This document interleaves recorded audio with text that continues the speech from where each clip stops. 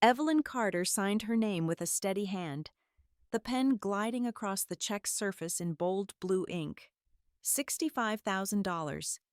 The figure stood like a fortress of sacrifice on the page, a gift to her brother Daniel for the grand wedding he had dreamed of since meeting Veronica Hale.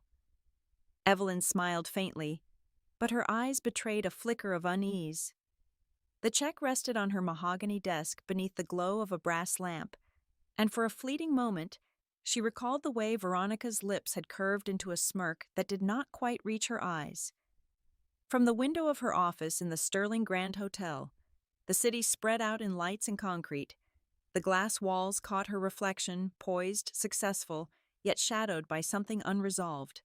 Her mind drifted back to years when Daniel's words were her only anchor. "We only have each other, Evie. Remember that." His promise had carried her through nights of uncertainty, when their parents' voices thundered from opposite sides of a crumbling marriage. That promise was why she sat here now, offering not just a check, but a piece of herself. This chapter of her life, she knew, was about loyalty and sacrifice, about proving that no matter how far they had come, she was still the sister who would shield her brother at all costs.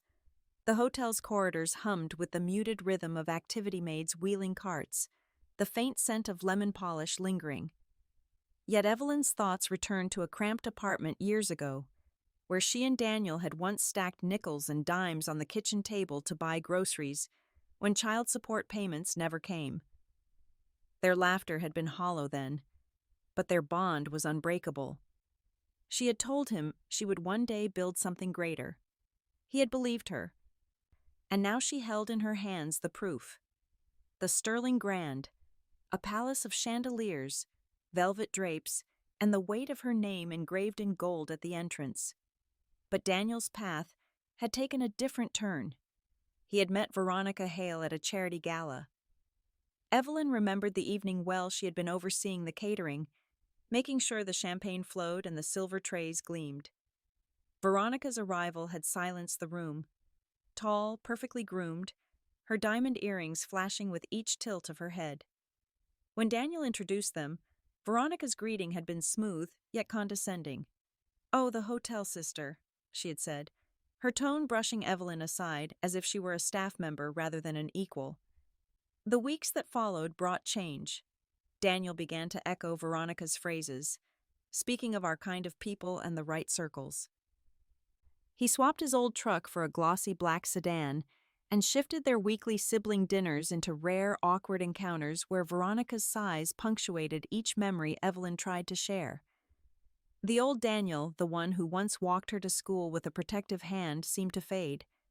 Still, Evelyn pushed aside her unease. Family loyalty ran too deep for suspicion. When Daniel confided his struggle over affording Veronica's desired wedding venues, her heart broke at the worry lining his face. That was when she offered the Sterling Grand, with its sweeping ballroom and rose-lined gardens, along with her personal check. She imagined Daniel's joy, not Veronica's triumph, when she slid the check across the desk. Days later, they gathered for dinner with both families at a stately restaurant in the city. The clatter of cutlery and the murmur of conversations filled the air. But Evelyn felt the subtle frost across the table. Margaret Hale, Veronica's mother, regarded her with polite disdain. She inquired about Evelyn's little business, as if running 5 luxury hotels and a renowned catering company were nothing more than a pastime.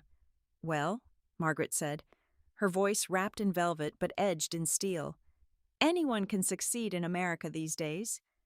But there is, of course, a difference between serving the elite and truly being one of them." Veronica chuckled softly, her hand resting on Daniel's sleeve as if to tether him. Evelyn's stomach tightened, but she refused to lower her eyes. Across the table, Robert and Diane Carter divorced, yet reluctantly present looked on, uncertain how to bridge the growing chasm between their children and this new family. Evelyn reminded herself that she had weathered worse storms. She had survived parents too distracted by their own battles to notice their children's hunger. She had endured nights of exhaustion while renovating the Sterling Grand into its current glory. These remarks from Veronica and Margaret were thorns, yes, but she would not let them pierce the core of who she was. Instead, she lifted her glass and smiled. "This wedding will be beautiful," she said evenly, her voice steady, "and I will make sure of it." Her words were met with silence, broken only by the clinking of ice in a crystal tumbler. Daniel gave her a grateful glance, though he quickly turned back to Veronica, whispering something that made her lips curl in satisfaction. Later that evening, Evelyn walked alone through the hotel lobby. The marble floors gleamed beneath her heels, the air rich with the faint perfume of fresh roses arranged for another wedding party. Her gaze caught on a framed photograph near the reception desk, a couple dancing beneath the Sterling Grand's chandelier, joy radiating from their faces. It reminded her of why she had built this empire, to create spaces where love was celebrated, where promises were honored. She wondered, though, if Daniel's promise to her was already broken. The check she had signed now sat sealed in an envelope, awaiting delivery. $65,000 was not just money.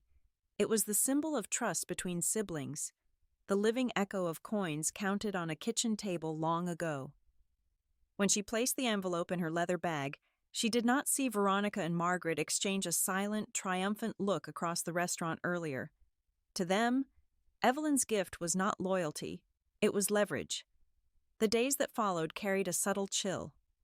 Evelyn checked her mailbox each evening, expecting the embossed invitation to Daniel's wedding. Nothing arrived. At first, she dismissed it as a postal delay, but then the phone rang one evening, her cousin's voice bubbling with delight. "Evie, your brother's invitation is gorgeous. Gold foil lettering, the most elegant thing I've ever seen, and a handwritten note from Veronica herself. You must be so proud." Evelyn froze, the receiver hot against her ear. Proud? She had received no such invitation, no note, no acknowledgement. The silence around her seemed to close in, the hum of the city dimming to nothing. Her hand clenched into a fist as she realized what this omission meant. The envelope containing her check still lay in her bag, but her place in her brother's life, at his side, at his wedding, was nowhere to be found. Evelyn receives no invitation in the mail, while cousins gush over their gold-embossed wedding invitations. A burst of laughter echoed through the country club's gilded hallways, sharp enough to cut through the hum of conversation. Evelyn paused as she walked past, her heels clicking against the polished floor. She did not mean to listen, but the words floated clear as crystal through the half-open door of the bridal suite. "She actually thinks she'll be sitting at the family table," one bridesmaid scoffed, her voice dripping with scorn. Another laughed, adding, "As if Veronica would ever let that happen." Evelyn's chest tightened. She lingered just long enough to hear a third whisper. "We only keep her happy because she owns the place. Once the vows are said, she'll be nothing but staff." The words struck like a slap, sending heat to her cheeks. She stepped away quickly, forcing her stride to remain steady, though her pulse hammered in her ears. The memory of Daniel's voice as a teenager rose unbidden. "No matter what, I'll always have your back." That vow, spoken over scattered coins on their bedroom floor, had been her shield during their parents' messy divorce. She wondered now if those words were already fading in her brother's mind, replaced by Veronica's lofty expectations and Margaret's cold ambitions.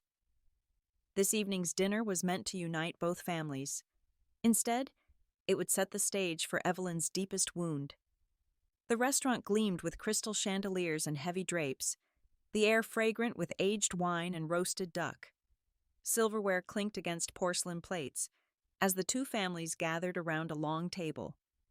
At first glance, the scene resembled any formal gathering of wealth, but beneath the polished surface tension rippled like an undertow. Evelyn took her seat opposite Margaret and Veronica. She kept her smile polite, though her shoulders stiffened under Margaret's calculating gaze. Daniel sat beside his fiancée, his hand trapped under hers as if to keep him tethered. Evelyn noticed how he avoided her eyes, focusing instead on the wine glass in front of him. Margaret raised her fork delicately, her pearls catching the light as she asked, "So, Evelyn, how goes your little enterprise these days?" The pause before enterprise carried the weight of dismissal. Evelyn inhaled slowly. "Sterling Grand continues to thrive," she replied evenly. "We've hosted several ambassadors this season, along with a senator's retirement gala." Veronica leaned closer to Daniel, her voice just loud enough to carry. "It must be exhausting, all those complaints and endless service details. I honestly could never." She shuddered as if the thought of labor itself were distasteful. The conversation moved, but the sting lingered. Diane Carter, Evelyn's mother, attempted to change the subject by asking about the floral arrangements. Yet the undercurrent remained, each word from the Hales measured to remind Evelyn that in their eyes she was not one of them. As the main course arrived, tenderloin glazed with herbs, Evelyn pushed the food around her plate. Appetite dulled. Across from her, Margaret swirled her wine and remarked with casual cruelty, "There is, of course, a difference between serving the elite and being among them." The words hung in the air, heavy as stone. A murmur passed through the waitstaff lingering at the edge of the room, their glances betraying that they had heard the insult. Evelyn's father, Robert, gave an awkward chuckle, attempting to ease the sting. "Natalie, pardon me, Evelyn understands elegance better than most." But his attempt did little to soften the moment. Evelyn's heart thudded, but she lifted her chin. She had endured humiliation before nights when she worked double shifts at the diner to keep the electricity running. She would not break here. Yet her brother's silence cut deeper than Margaret's words. Daniel studied his plate, offering no defense, no rebuke. The boy who once stood guard at the crosswalk was gone, replaced by a man cowed by his fiancée's world. After dessert, Evelyn tried to catch Daniel alone in the corridor outside. "Danny," she whispered, touching his arm, "can we talk?" But before he could respond, Veronica swept up in a cloud of perfume and satin. "Darling, we need to discuss the cake flavors," she declared, sliding her arm possessively through his. Her eyes flicked to Evelyn with a smugness that needed no words. Daniel hesitated only a moment before following Veronica back into the glow of the dining room, leaving Evelyn in the shadowed hallway, her hand falling back to her side. That night, as Evelyn returned home, her phone buzzed with a message from a trusted friend who worked at the club. "I overheard them laughing about you tonight. They said the deposit is already spent, and you won't be invited anyway." The words blurred on the screen, rage and sorrow mixing until Evelyn could barely see. She tried to steady her breath, reminding herself of Daniel's promise years ago. But the memory of his bowed head at the table replayed, whispering another truth. Loyalty can wither under the weight of greed. 2 weeks later, her suspicions solidified. She was reviewing event schedules at the Sterling Grand when she noticed a seating chart spread across the coordinator's desk. Rows of elegant calligraphy spelled out the names of guests, each carefully placed. Evelyn scanned the list once, then again, her eyes searching for her own. It was not there. "There must be a mistake," she said sharply, her throat tight. "I am the groom's sister." The coordinator shifted uncomfortably, lowering her gaze. Miss Hale was very specific. She checked every name herself. I'm sorry." The weight of the betrayal pressed down like a stone on Evelyn's chest. She was funding the celebration, offering her venue and her reputation, yet her name was erased as if she were an outsider. That evening, her cousin Dana called, gushing over the embossed invitations with golden script. "It's the most beautiful thing I've ever seen," Dana said, excitement bubbling in her voice. "And Veronica even included a note just for me. I can't wait to see you there." Evelyn forced a polite reply before ending the call. The silence in her home was deafening. On her mantel sat a framed photograph of her and Daniel as children, his arm around her shoulders, both of them grinning with missing teeth. She stared at it until her vision blurred. Her phone rang again. This time the number was unfamiliar. Evelyn hesitated, then answered. A crisp, professional voice greeted her. Miss Carter, this is Clara Benson, the wedding planner for the Carter Hale ceremony. Evelyn straightened in her chair. Yes, this is she. What can I do for you? There was a pause. Then Clara continued carefully. I've been instructed to inform you that your invitation to the wedding has been canceled. The words struck like thunder. Evelyn gripped the edge of the table, knuckles white. Canceled. Clara hesitated before adding, however, the family intends to retain the deposit you provided. Miss Carter, I've been instructed to inform you that your invitation has been canceled.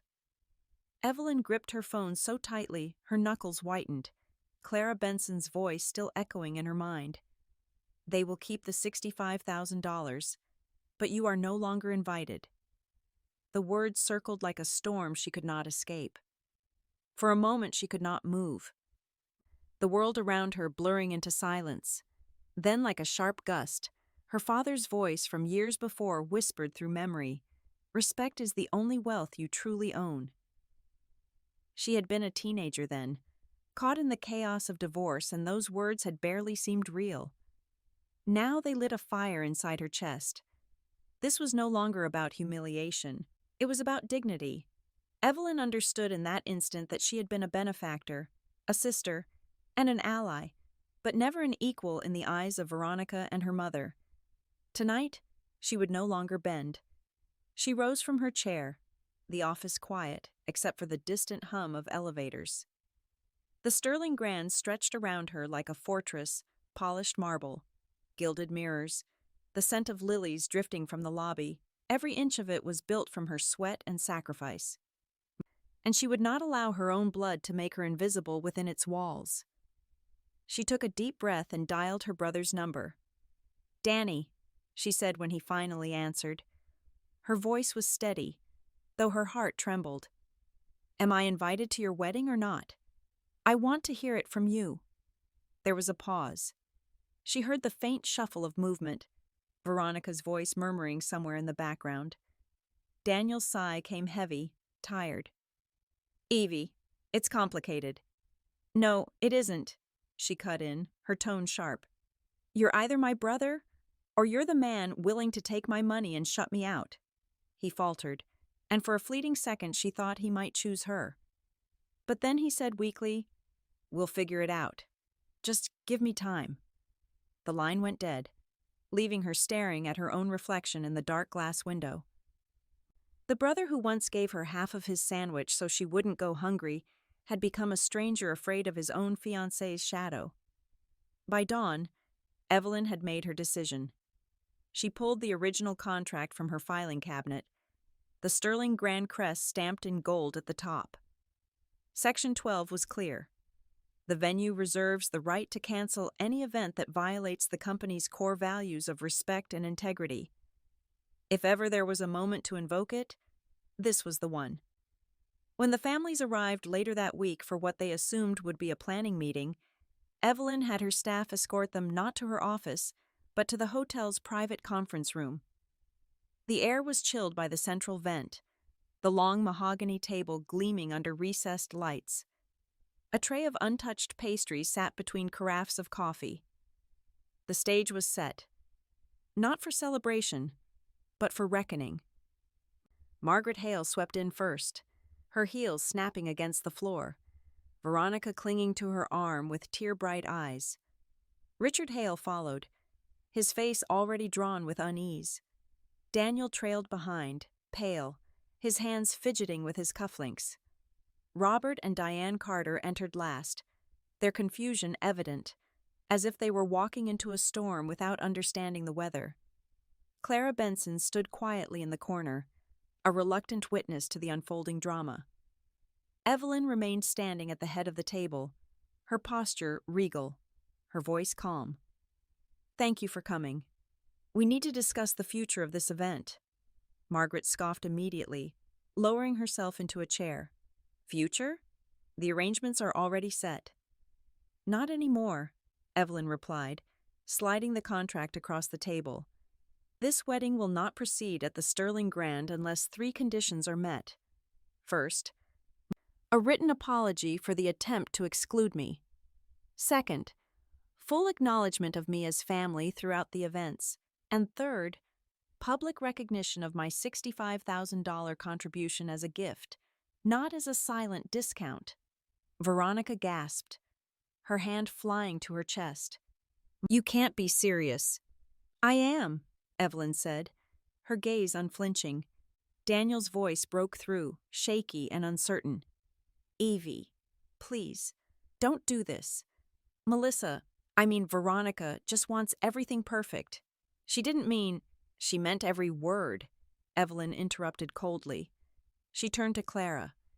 Tell them what you told me. Clara shifted uncomfortably, her eyes flicking between the two families. I followed Miss Hale's instructions exactly as given. I was told to inform Miss Carter that her invitation had been rescinded, but that the deposit would remain. The silence that followed was crushing. Diane's eyes widened in shock. Robert leaned back as if struck.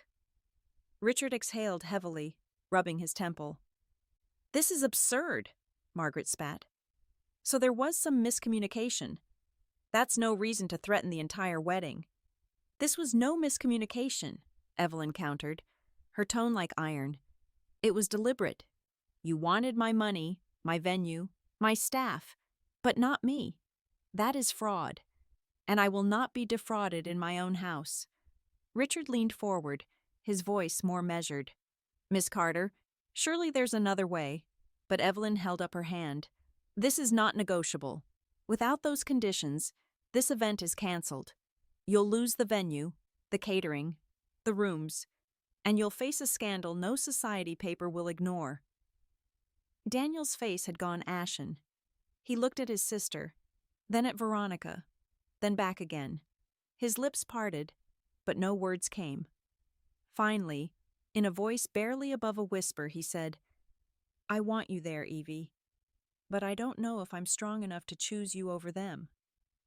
Daniel finally whispers, I want you there, Evie, but I don't know if I'm strong enough to choose you over them.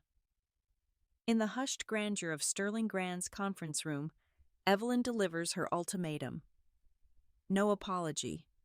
No respect, no wedding. The words landed with the weight of a gavel. A quiet hum from the ceiling vent pressed the silence close to the walls, while sunlight slid in sharp angles across the polished conference table. Evelyn felt the steadiness of her own spine, as if it were a pillar set deep into bedrock. Long ago, her mother had warned that there would come a day when she would need to stand alone and upright, even if every eye in the room turned against her. That day, she realized, had arrived and was answering to her name. She had one purpose now, to force the truth into the open and make both families reckon with her boundary. The conference room's appointment soil portraits of past society weddings, the gleam of brass hardware, the discreet tray of coffee and fresh pastries had witnessed 100 elegant negotiations. Today, they bore witness to a different ceremony, the defense of self-respect. They had all come because she insisted. Veronica sat rigid, lips pressed into a bow of wounded pride, a tissue clutched like a prop. Margaret's chin lifted a fraction, her posture a performance of superiority. Richard, despite his broad shoulders and boardroom confidence, looked wary, eyes measuring cost and consequence. Robert and Diane took chairs near the end, exchanging uncertain glances that carried years of fractured history. Daniel hung back near the sideboard, fidgeting with his cufflinks, eyes slipping from his sister to his fiancée and back again, as if choosing where to plant himself. In the corner, Clara Benson stood with a portfolio tucked against her chest, a reluctant witness whose professionalism had already entangled her in a matter of conscience. Evelyn didn't sit. She set a single sheet of paper atop the table, the venue contract. open to a page she knew by heart. She let the silence breathe until even Margaret shifted against it. "This isn't a plea," Evelyn said. "It's a condition." She tapped Section 12 with one fingertip. "This clause allows me to cancel any event that violates our core values. Respect. Integrity. Both were violated when you attempted to bar me from my own brother's wedding while keeping my $65,000 gift and using my hotel as if I were the help." Veronica drew in a sharp breath. "I never—" "You did," Evelyn answered, calm as winter glass. She turned to Clara. "Please tell them exactly what you told me." Clara's throat tightened as she spoke. "I was instructed to inform Miss Carter that her invitation had been rescinded and that the deposit would remain applied to the event." The instructions came directly from Miss Hale. Her gaze flicked toward Daniel, soft with apology. "I'm sorry to be the bearer of this." Margaret's laugh was light and brittle. "Really, Miss Benson, we discussed a guest list revision. That's hardly a moral crime. This dramatics display is unseemly."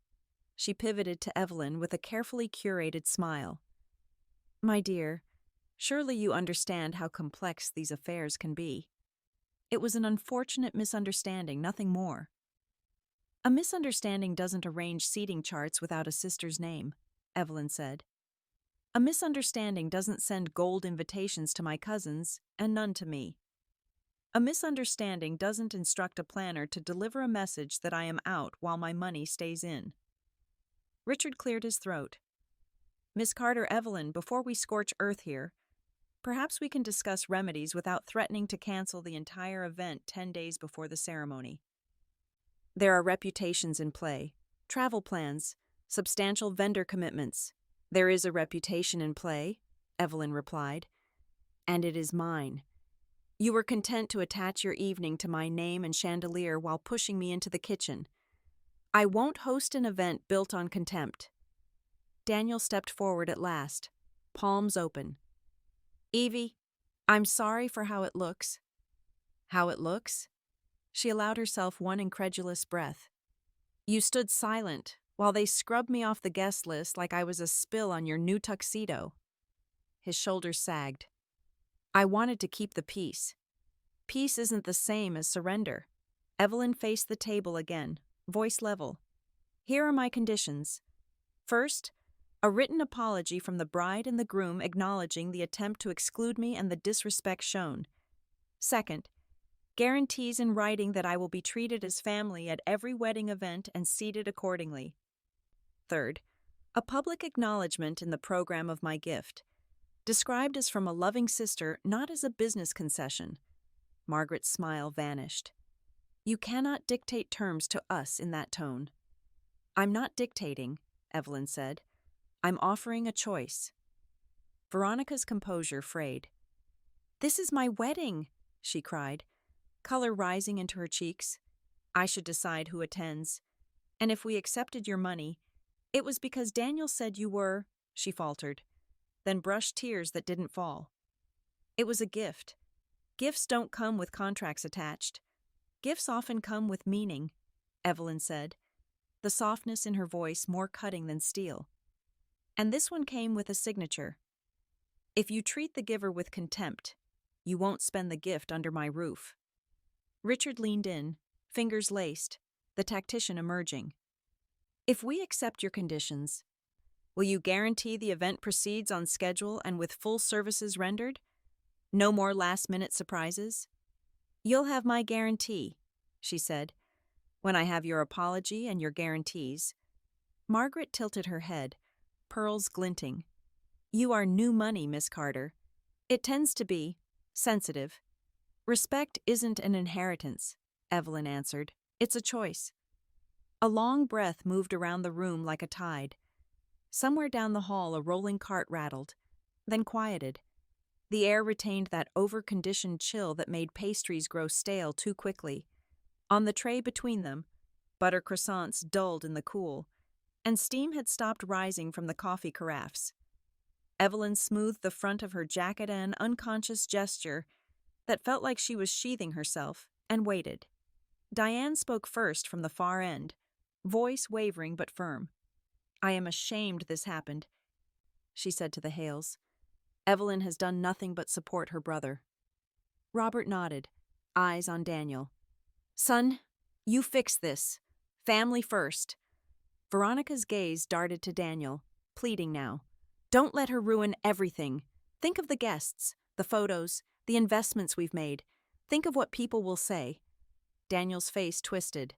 He looked at Evelyn, and for a heartbeat she saw the boy who had once stood between her and a crowd of rougher kids at the bus stop. I never wanted you hurt, he said, voice frayed. You thought I would let it slide, she finished for him, not unkindly. You thought I would keep paying, keep smiling, keep staying out of the frame. That's done. Margaret pushed back her chair, the scrape loud. This is extortion by etiquette. This is a boundary, Evelyn said. Richard exhaled through his nose, the sound of capitulation hovering. Veronica, he said quietly. There's a point at which we stop digging. Miss Carter's conditions are not unreasonable under the circumstances. Veronica stared at him as if he had spoken a foreign language. Father enough. The single word carried the weight of board meetings and ledgers. We will draft the apology. For the first time since everyone entered, the room changed temperature. A murmur of movement, a shifting of shoulders. Even the portrait seemed to lean closer. Evelyn inclined her head, not in triumph and in acknowledgement. Once I receive it, the wedding proceeds. My staff will deliver their best, and I will take my seat among family. Clara scribbled a note on her pad, relief visible in the set of her jaw. Diane's hands unclenched from the edge of her chair. Robert looked 20 pounds lighter, but the center of it, what mattered, was a single man at the sideboard, still twisting silver at his wrists, eyes rimmed with a tiredness that came from living two lives at once. Evelyn turned to Daniel. This is yours to decide, she told him, her voice lowering. Not your fiancé's, not her mother's, not mine, yours, he swallowed. I'll talk to her. We'll make this right. He looked at Veronica as if he were asking permission to breathe. Then he met his sister's gaze, and she saw the fracture lines around his resolve, the way shame and habit had welded into something that kept him still. Daniel's fingers loosened from his cufflinks. His mouth trembled. I'll try. But what if I can't choose both you and her?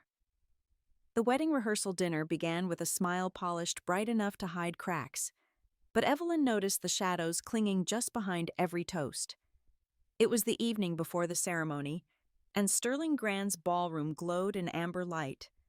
Candles shimmered across silverware, and laughter rose in orchestrated bursts, but beneath it all, Evelyn felt the tension running like an underground current. Every word spoken seemed laced with another meaning.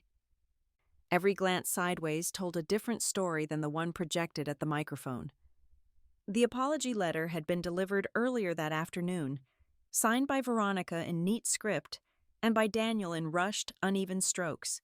It looked convincing enough for outsiders, but Evelyn could feel its hollowness as surely as she could hear the hum of the chandeliers above. Her goal that night was not to celebrate, but to observe to measure sincerity, to confirm whether Daniel was truly standing with her, or whether the Hales' show of contrition was just another layer of performance meant to pacify her until the vows were exchanged. Around her, the rituals of an American rehearsal dinner played out. Wine poured generously, children darting between tables with giggles, an uncle rising to tell a story too long, a grandmother dabbing her eyes with lace. It was a tableau she recognized from every family she'd ever hosted, except this one carried barbed undercurrents that pricked her with every smile. At her table, Diane sat close, her hand occasionally brushing Evelyn's as if to anchor them both. Robert sipped his drink slowly, his eyes more often on Daniel than on his plate. Clara hovered near the back, pretending to check notes, but really ensuring Evelyn was never cornered alone.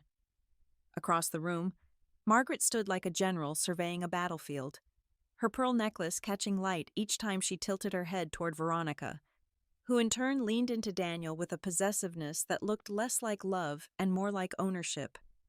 Dinner progressed through its course of salad with vinaigrette, roasted chicken with herbs, a finale of cheesecake topped with berries. Toasts were offered. Daniel rose to thank the families, his voice steady but his gaze unsettled, darting toward Evelyn just once, almost imperceptibly. Veronica followed, her speech dripping with charm for the crowd, but cold in its omissions. She thanked her parents, her bridesmaids, the Sterling Grand for accommodating their vision, but she did not utter Evelyn's name. It was as if the apology letter had already been forgotten, reduced to another transaction crossed off a list. Evelyn's jaw tightened, but she did not interrupt. Instead, she lifted her glass in the right places, nodded where polite, and stored every detail. The revenge she had prepared was not about shouting down her enemies, it was about patience, letting hypocrisy reveal itself under its own weight. Then came the moment that shifted the room. Margaret rose for her toast. "Family," she began, her tone rich with practiced warmth. "Family is the foundation of every union. The legacy we pass down, the shoulders on which the next generation stands." She paused, glancing at Veronica, then at Daniel. But family must also understand its place. There is tradition, and there is order, and without them, chaos reigns. Her words seemed innocuous enough to most ears, but Evelyn caught the blade beneath them, its place.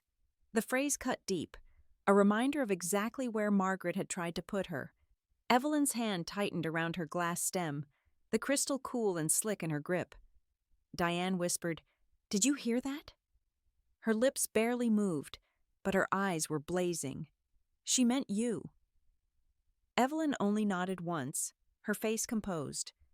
Across the table, Robert's hand flattened against the linen, his knuckles whitening as if he, too, had heard the insult buried in the toast. Clara scribbled something onto her pad, perhaps a note to record what had just been said. The moment burned itself into Evelyn's memory, sharper than any letter could be. The climax arrived when Daniel, after his mother sat, rose again, unexpected, unplanned. He cleared his throat, his voice carrying an unsteady weight. "I want to add something," he said, drawing every eye. "Family isn't about order, it isn't about who has more money or influence. It's about who stands by you when no one else will."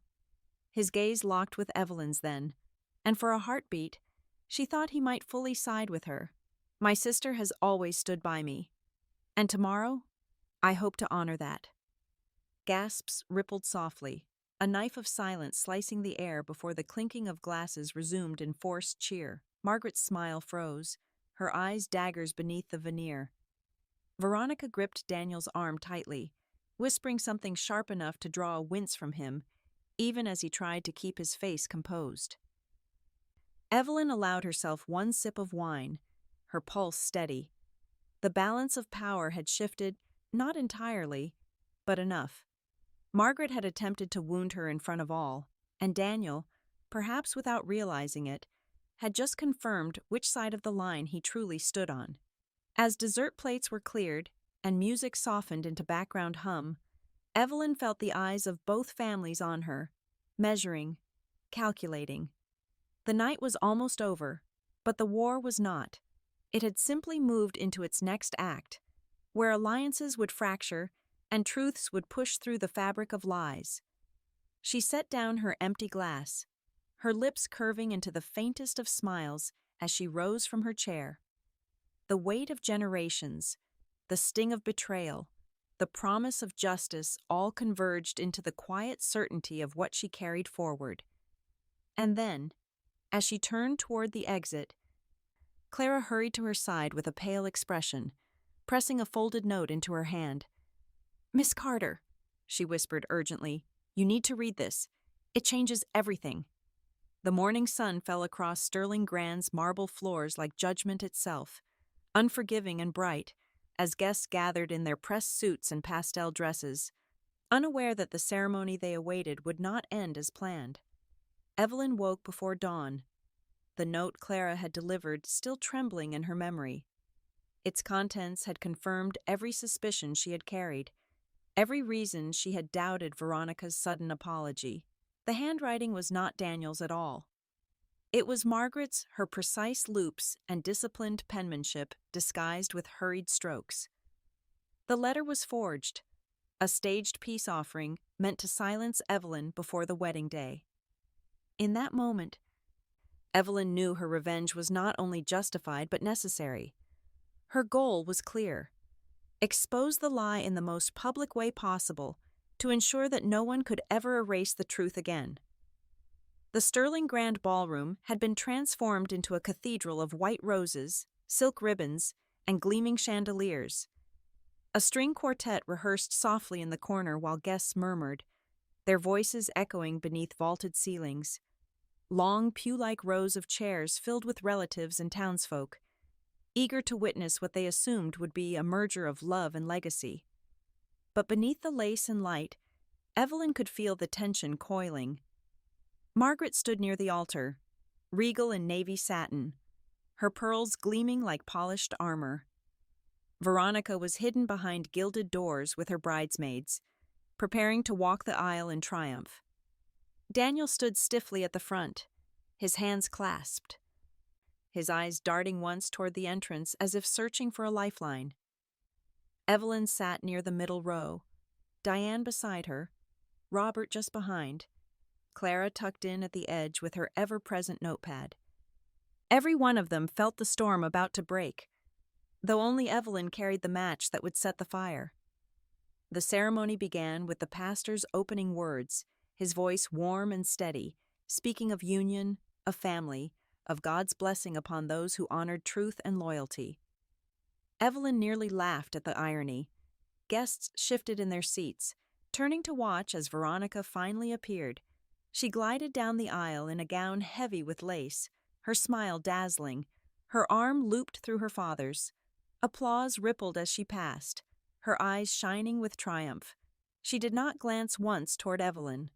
When Veronica reached the altar and took her place, the pastor called for the vows.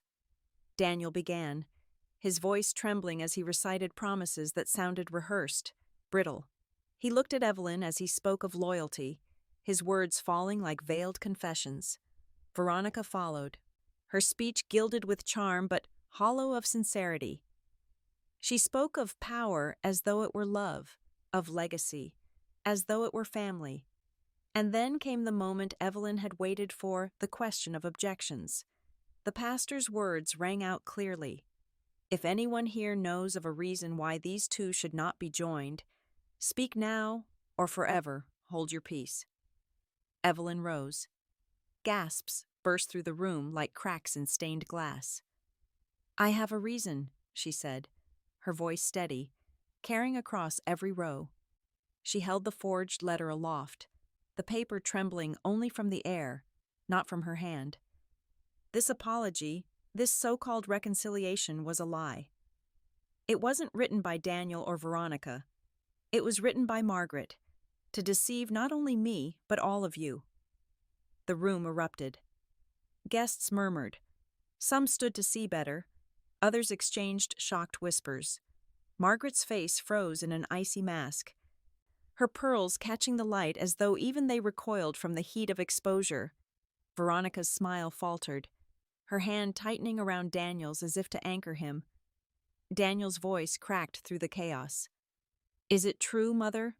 His eyes burned, his body trembling as though he had been struck. Did you write it? Margaret's lips parted, but no denial came. The silence was its own confession. Evelyn pressed on. Family is not about deceit. It is not about appearances or control.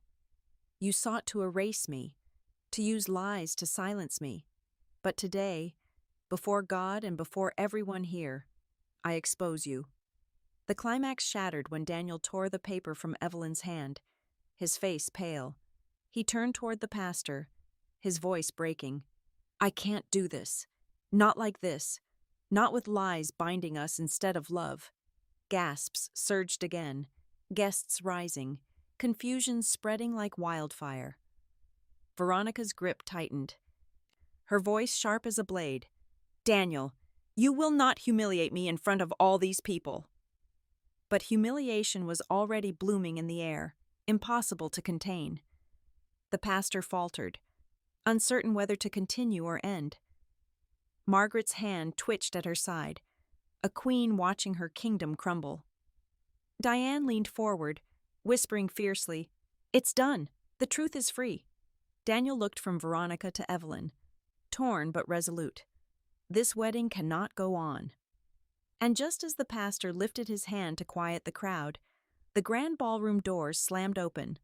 A man stepped in, carrying a small leather briefcase and wearing the expression of someone who had waited for this very moment. His voice rang clear as a bell. "I have documents that will change everything you think you know about this family." In the end, what unfolded at the Sterling Grand was not simply the collapse of a wedding, but the unraveling of years of silence and buried betrayal. The moment Evelyn raised her voice against Margaret and Veronica, she reminded everyone in that hall that family is never about appearances alone. It is about truth, loyalty, and the courage to face the storm when deceit tries to rule the home. The shock in Daniel's eyes, the quiver in Margaret's lips, the shattered smile on Veronica's face, all of it, became proof that lies can gild the surface but cannot hide the rot underneath forever. Justice, though slow, has a way of finding its stage, and this time it chose the most public moment imaginable. Evelyn had long carried the weight of feeling cast aside, of being silenced while others dictated the narrative. Yet her persistence gave her the strength to rise when it mattered most. The forged letter was not merely paper and ink. It was a symbol of how far greed and fear will go to control a legacy. But once exposed, its fragile deception burned away like morning mist.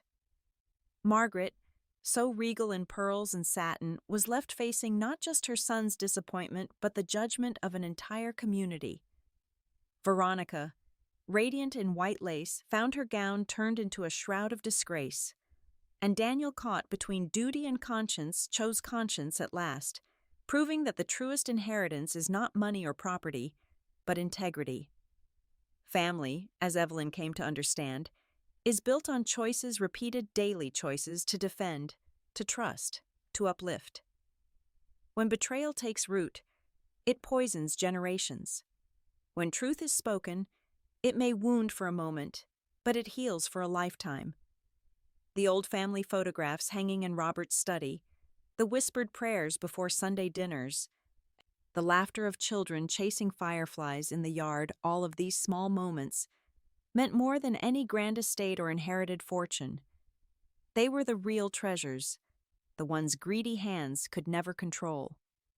The conclusion of this story is not one of perfect triumph, but of necessary reckoning. Margaret and Veronica's ambitions crumbled before witnesses who would remember their downfall for years. Daniel's decision to halt the wedding scarred him deeply, but it freed him from chains he had not chosen. Diane, Robert, and Clara each carried away their own reflections. That silence in the face of injustice is complicity, and that standing beside truth, even when it shakes the ground, is the only path to redemption. The lesson echoes across generations. When money and inheritance test the bonds of kinship, loyalty must anchor us, or else we drift into ruin. Betrayal may flourish for a time, hidden under smiles and ceremonies, but it cannot escape the steady hand of justice. Revenge, when tempered by truth and dignity, becomes not cruelty, but restoration. And redemption, though costly, is always possible when someone dares to speak out. The philosophy remains: family built on lies will collapse, but family built on love and truth will endure storms and rise stronger. As Evelyn stepped out of the ballroom into the cool evening air, she no longer felt the weight of silence on her shoulders. She carried instead the quiet triumph of knowing she had honored her parents' memory, defended her own dignity, and restored clarity to a legacy clouded by greed. The town would talk for years, but what mattered was that she had stood firm when it counted. And perhaps, in that small victory, there was hope that future generations would remember her courage and choose truth over deceit. If you felt the pulse of this story, if you were moved by Evelyn's journey, her loyalty, her betrayal, her justice, then let your voice be heard. Leave it number 1 in the comments if it touched your heart. And do not forget to subscribe to our channel, because every family has its secrets, every inheritance has its shadows, and every betrayal holds the spark of a new story waiting to be told. The next tale may begin where this one ends, and you will not want to miss the reckoning that comes when truth demands its stage.